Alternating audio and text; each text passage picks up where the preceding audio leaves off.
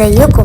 عاملين ايه؟ ورجعت لكم بفيديو جديد، والنهارده هعمل لكم مدرج في الجامعه علشان افاتار ما فتحتش مدرج، وفي ناس كتير جدا نفسها يبقى في مدرج بقى وسكن جامعي وكل الحاجات اللي تلزم الجامعه. فانا النهارده هبدأ لكم سلسله ان انا هعمل الجامعه دي كلها بس في البيت اللي هو البيت البينك اللي هو بتاع مدينة النجوم. ويلا بقى بينا نبدأ. وانا في دلوقتي في البيت بتاع النجوم في الدور التاني، احفظوا بقى علشان ده اكتر مكان مناسب هنعمل فيه. ويلا بينا نبدأ. ودي على فكرة معداتي اللي انا وريتها لكم في الفيديو قبل كده، جبت لكم معدات مجانا عشان نستفيد منها كتير، وزي ما انتم شايفين انا جبتها معايا اهو، واللي عايز يشوف الفيديو هيلاقيه في رابط الوصف.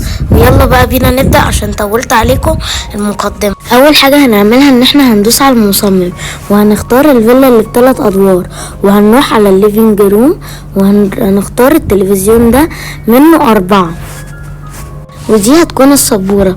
ولو على فكرة خرجنا من المكان ورجعنا له تاني هنلاقي كل الحاجات متساوية. استنوا هخرج من المكان وارجع لكم تاني. وزي ما انتم شايفين، ويلا بقى بينا نعمل مدرجات الطلبة علشان دي اهم حاجة. وهندوس على المصمم هنلاقي البيت اللي احنا فيه، هنروح بقى المطبخ بتاعه وهنختار البتاعة دي 4 مرات. يلا بينا بقى نرصصهم، هنرصهم في الجنبين زي ما احنا عاملين كده. طبعا انا رصيت الاتنين التانيين في الجنب التاني علشان هو بيبقى تقسيمة المدرج كده. فطبعا بقى هنلونهم وانا هوريكم الدرجات اللي احنا هنلونهم بيها. وزي ما انتم شايفين كده انا جبت جردل للدهان بتاعي، وهنروح بقى وهنختار، هنقلب في الالوان كده. ممكن نختار اللون الرصاصي، المهم الالوان الواقعيه دي، ما نختارش بقى ايه حاجات كيوت، لان ده مدرج زي ما قلت لكم مش مدرج كيوت. ويلا بقى هنعمل بقى كل المدرجات كده بنفس اللون، وده الجنب اليمين وده الجنب الشمال. طبعا ده بعد ما لونتهم لازم بقى نلون الوان الحيط لان اللون ده مش هينفع خالص. وهنلونهم بقى بالوان الحيط وهندوس عليه وهنلاقي بقى كل الالوان. بس انا للاسف ما عنديش الطوب الابيض لان انا لسه عامله القناه جديد وما كنتش باخد الحاجات دي الصراحه، بس هي طلعت فعلا بتنفع. فده اكتر لون شبيه. وانتوا لو عندكم بقى الطوب الابيض زي ما قلت لكم هيبقى تحفه عليه. وطبعا لو انت زيه في الناحيه التانية. يلا بقى نلون الارضيه عشان برضو مش عجباني خالص، وهنحط فيها السجاده ونوع باي بقى لون يعجبكم. اصلا انا ما عنديش كل الدهانات اللي عندكم للاسف، لان انا زي ما قلت لكم ما كنتش باخد الحزم، فده اكتر لون مناسب ليا فاحنا هنختاره. وهنجيب المصمم وهنروح على الفيلا الكبيرة وهنروح عند الليفينج روم، هنلاقي السجادة الخضراء بتاعت زمان دي، هناخدها بقى ونلونها اي لون يليق بينا بالمصمم بتاعنا. شكلي نسيت اقول لكم ازاي انا بجيب الكراسي، بس ما تخافوش هنجيبها دلوقتي. هندوس على المصمم كالعاده وهنختار البيت البينك وهنروح عند السفرة، هنلاقي نوع الكراسي ده، هنفضل نختار منه كتير قوي كتير قوي لحد ما تزهق. استنوا هرصها لكم وارجع لكم تاني. وبس كده، وزي ما انتم شايفين ان انا رصيت الكراسي وهنلونها. ايه هي بقى الالوان اللي احنا هنلونها بيها؟ هي البيج ده اللي تحت الاخضر الفاتح، وكمان هنختار تاني لون على طول، هنلونهم كلهم بنفس اللون. وبس كده، وده بعد ما لونتهم. وطبعا لونت الحتة التانية. والخطوة بقى اللي بعديها ان احنا هنجيب الستاير، وكالعادة هنجيب المصمم وهنروح عند البيت اللي احنا فيه وهنختار السفرة، هنلاقي الستارة دي. وبس كده، وده بعد ما حطيناها في الناحية التانية. والخطوة اللي بعديها بقى ان احنا هنلون الحتت الزرقاء اللي في الشباك دي. طب احنا ازاي بنلونها؟ هتقعدوا تدوسوا عليها بدقة لانها صغيرة قوي، وهتلونوها باللون الابيض او اي لون يليق على المدرج. وهنا بقى قربنا نخلصه، هنخرج بره بقى وهنفضل نجيب الحاجات الاساسية اللي هي اللابتوب والأقلام والكشاكيل وكده. طبعا هنجيبها من بره لانها مش موجودة في اي بيت. هنروح الشركة وهناخد علبة المناديل دي، وكمان هناخد الكمبيوتر ده، وممكن ناخد الدفتر ده. وطبعا في كذا مايك، بس علشان وقت الفيديو هنجيب المايك الصغنون ده هيبقى حلو جدا. واخر خطوة بقى هنعملها وان هي هنروح عند مكتب المديرة بتاع الشركة وهناخد منه دي والباكيتة الورق دي مثلا.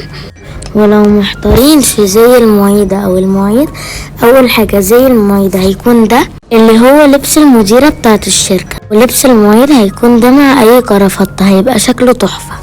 نرجع لموضوعنا، وطبعا بقى هنروح المدرسة وهناخد منها كذا كاس يعني علشان ده هنحطه في المكتبة.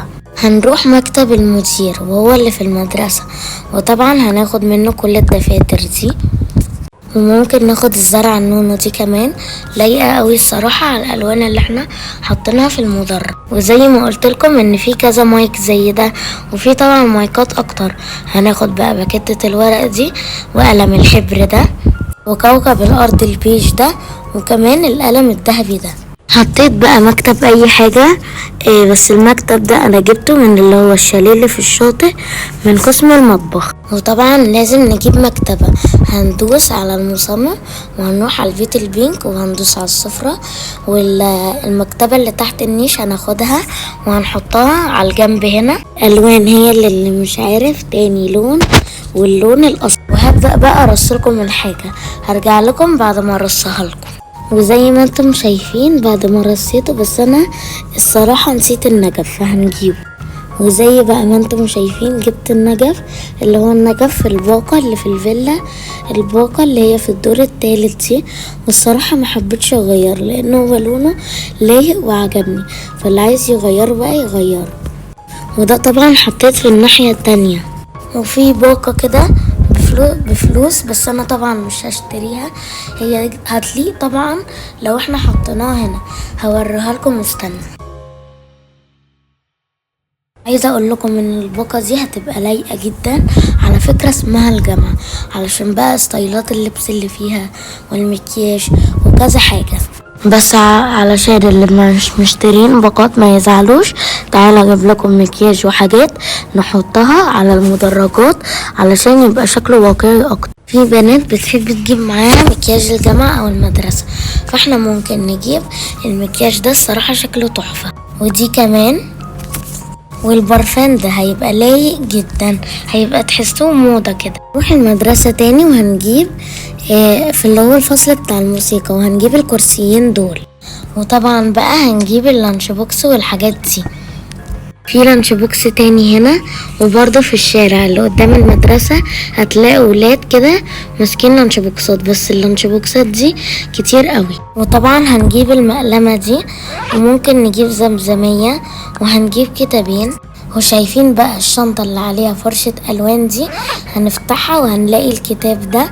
هي نوت بوك الصراحة، بس هي هتبقى لايقة جدا على الجامعة. وفي نوت بوك تاني، شايفين الولد ده هنزحزفه كده شوية وهنفتح الشنطة بتاعته هنلاقي نوت بوك، وممكن ناخد القلم الرصاص بالمرة. الصراحة كده يا أصحابي أنا نسيت مين اللي حط الكرسي ده، بس هو كان موجود من بدري فاحنا هنشيله كده بقى. بعد ما شلناه وهنحط الكرسيين دول، صدقوا نسيت اهم حاجة، نسيت الميكروسكوب. انتوا بقى ابقوا جيبوه لان انا ما عنديش وقت، الفيديو طول قوي. وهنفتح المصمم وهنجيب الفيلا الكبيرة جدا دي، وهناخد منها المقلمة، وكمان الشنطة دي هتبقى لايقة جدا للبنات. وكمان ممكن ناخد الزمزمية لو عايزين، وهناخد قلمين من القلم الفر، وكمان ممكن ناخد كمبيوتر. طبعا بقى هنرصهم بس كده. وده بعد ما رصيتهم، استنوا بقى هشيل العدة بتاعتي علشان اديكم جولة في المكان. هقدم لكم بقى المعيدة شهد، وانا المعيدة شهد. تعالوا بقى اوريكم بقية المدرج. ده مكتبي، وزي ما انتم شايفين دي السبورة اللي انا بشرح عليها، وده المدرج. ويا ريت ما تنسوش تحطوا لايك وسبسكرايب وشير علشان احنا تعبنا جدا في الفيديو ده. وبس كده، وسلام.